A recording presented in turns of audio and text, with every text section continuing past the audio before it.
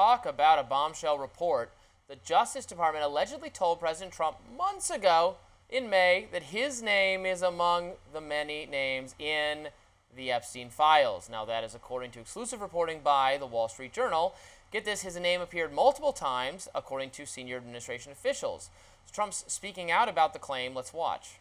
Did she tell you, what did she tell you about the review? And specifically, did she tell you at all that your name appeared in the file? No, she's given us just a very quick briefing, and in terms of the credibility of the different things that they've seen.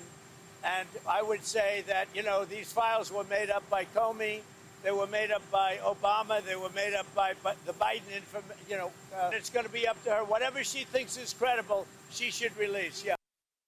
Now a judge is denying the DOJ's request to release the jury transcript.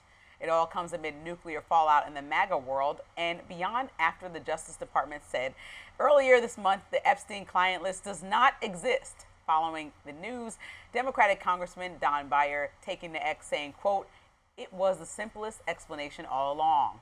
Liberal political commentator Brian Krasenstein taking it a step further, calling for Trump to, quote, "resign immediately" if his name appears in the Epstein files multiple times, like the Wall Street Journal reports. But conservative political commentator Scott Jennings is not sold. In a post on X, Jennings said, "Unverified hearsay is what Trump is up against now." The Wall Street Journal is reporting those words. "Outrageous attempt to create a narrative where no credible evidence exists on Epstein. Same thing happened on Russia. Dems creating alternate and false reality." The idea that he should resign, should resign immediately. Yeah, that was intense. But what? I want to read something to you. So about what? An Okay, NBC News report. So basically, the White House aides have told and made it clear that no one in the administration is allowed to talk about Epstein without high-level vetting, according to a senior administration official who said, quote, "The communications office has to be directly involved with every aspect of this, every." So, I mean, like, what is the problem? Like, there is so much going on. Like, in this week alone, we saw MLK files be released, and that touted as, "Oh my God, everybody look over here." Yeah, no one cares about that. I know. And then we've seen Tulsi Gabbard break into a press conference, surprise everyone, and say, "Oh my gosh, I have my smoking gun," and it's still something from 2020. So we are just seeing distraction after distraction, and it makes me wonder, what are you hiding? I told you naturally I wasn't that interested in following a play-by-play of this story, but the fact that there is so much commotion around this, and now a tight sealed ship going on at the White House where don't say a word, and Trump pretending like he doesn't know and wasn't briefed from Pam Bondi that he was involved in these files, and his name appeared multiple times.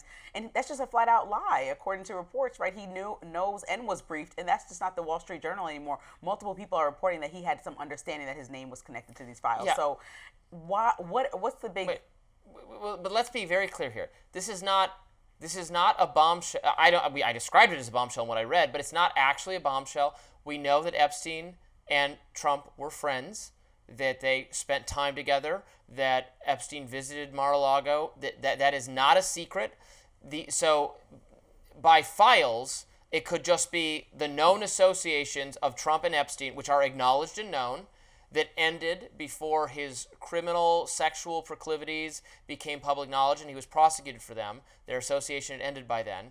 If it's just information from that time period, which no one has suggested otherwise, then I don't want, it's not, it was already known that Trump's name would appear in documents related to Epstein investigations, as will other people's names. In fact, that was why Trump, from the get-go, when asked about the Epstein files, said, "Well, yeah, we want to release what we can release and we want to be transparent, but this isn't as important to me as other things because we'll have to be careful. There will be some people who then will be tarnished by association that have nothing to do with the sex crimes in these documents." That is what he said from the get-go. Now, that's not what Cash Patel said, or Dan Bongino said, or J.D. Vance said, or anyone else in MAGA. They thought they were getting all of it.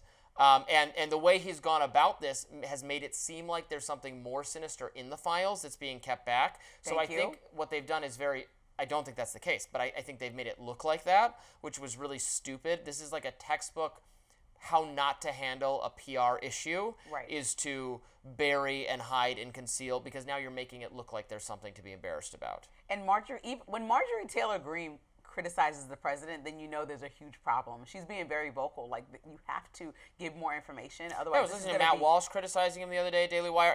Trump is being criticized from people who are otherwise pretty solidly pro-Trump, who defend him against a lot of criticisms, often unfair criticisms, sometimes criticisms that I think are valid, but that MAGA doesn't think are valid.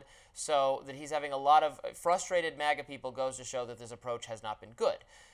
Now, that's very different from saying that there's, again, some sinister thing, given his association with Epstein. All we can do right now is look at the situation and say this behavior is odd. This seems like very much like when you have a crisis.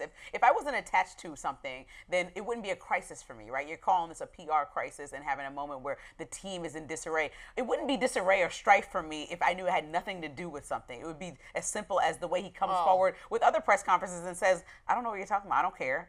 I haven't been briefed on it. He's very relaxed with that. He's very open and accessible with that. He changed his tone on the messaging around these Epstein files several times, from like, why are you even worried about it? Like trying to condescend not only the people that ask new questions, but the people who've been asking questions for years now. And then also now it's like, okay, we'll try to do a little bit, try to release a little bit. Like, he's not really doing anything effective that people want and that his team promised. And so to also have this new tight ship in the White House that's telling everyone reportedly that you cannot say a thing about this particular issue when people feel comfortable to speak freely from his White House on multiple issues, it seems like a red flag and something that naturally people who weren't interested in this before should be looking at, like, okay, well, is this a problem? It seems a little scarier than I thought. I was interested and entertained. Now I'm kind of taken aback. Yeah, I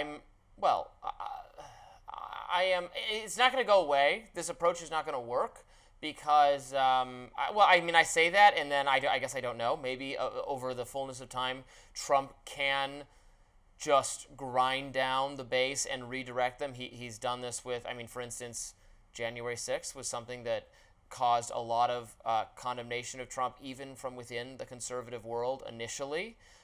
He was criticized for it was acknowledged by many conservative leaders, even conservative media people, that the things he had said played into what took place, and he was condemned for that at the time. As time has gone on, he has overcome that line of criticism internally from conservatives. Obviously, he still gets that criticism from Democrats and mainstream people, but MAGA, conservative media, and political figures, to be in good standing, can't be mad about January 6th. They've had to change how they view of that. That's not a good... So maybe that will happen with Epstein too. I'm not saying even saying that out loud sounds terrible. Everyone must get in line. Otherwise, this is the pattern of the stories that we talked about today. CBS, Paramount must get in line. No, you don't want that type of leader. As you say this out loud, it sounds dictatorish. And I'm not the dramatic one to call Trump that. But as you say these things out loud, right? Get in line or else don't... or move around. Get in line or you're kicked out of the party. Get in line or you're getting sued. Get in line or you'll lose my love and support, my being Trump, and the support of the fans. He's not threatening people with that they're going to be put in jail for disagreeing with him on this stuff. It's just that they're going to lose favorability because the Republican base ultimately is loyal to Trump over everyone else. And when are this base of MAGA going to get offended that even with, like you said, the MLK files, your lack of interest is extraordinary to see, because not only are the files, the Epstein files, so important to the MAGA base and everyone surrounding it, to hear the response to MLK and even to what Tulsi Gabbard is doing right now is very lackluster. So I feel like it should feel a bit disrespected that he's holding up a piece of red meat, like, look over here. And people are interested, but the most interesting thing, which you've told me, the poignant thing for the MAGA base are the Epstein files. So the why Tulsi thing is that getting not the wall-to-wall number coverage one in conservative media? But would you say the number one issue is still the Epstein files? Yeah. Okay, yeah. So then he needs to address his base in that way, and that's just the main issue. And this tactic smells fishy, looks a little insane, and people want to know. People who even were uninterested want to know what's going on. People like me. Yeah, but just saying that his name is in the Epstein files is not. People are going to casually conflate that with saying that he's he lied on about the it. client list.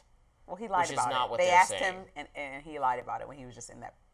What did he say? He said no. He said, did Pam Bondi brief you on this? He said no. Yes, she did in May. That's a fact. The View is now on Trump's radar. We'll tell you more about that next. We'll be right back after this.